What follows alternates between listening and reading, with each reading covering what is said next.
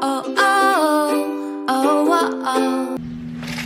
Hi guys! Welcome back to my channel. So today, pinakita ko dun sa last video na pumunta kami na Subic and pumunta kami sa Harbor Point and then dumaan kami sa Mumuso.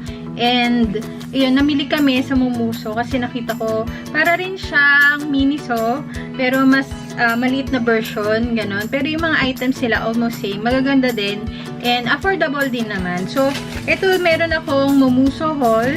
Ayan, so papakita ko sa inyo yung mga binili ko sa Mumuso.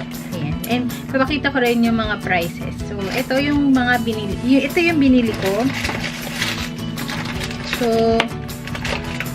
first, itong kanilang eyeshadow.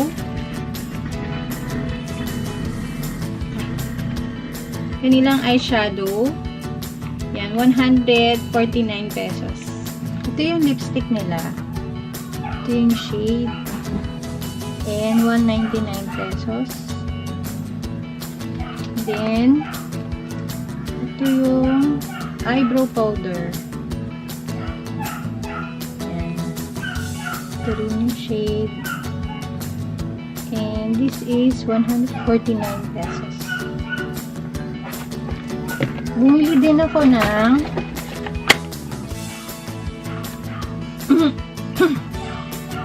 high density foundation brush. This is 199 pesos. Bumili din ako ng water drop makeup sponge. 129 pesos.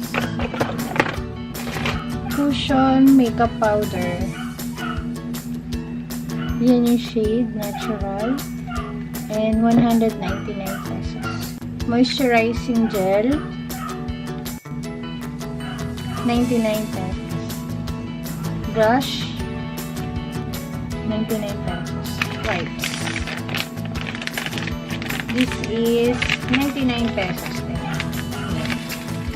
So, yun guys, yun yung aking Mumuso haul. So, pag kayo, nagawi kayo sa Mumuso, maraming magagandang items and maraming mabibili. And affordable din naman yung kanilang mga items. So, thank you for watching this video guys. And give it a thumbs up if you like this video. And don't forget to subscribe to my channel.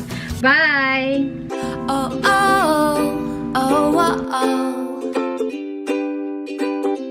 Oh, oh, oh. Oh, oh, oh, oh, oh.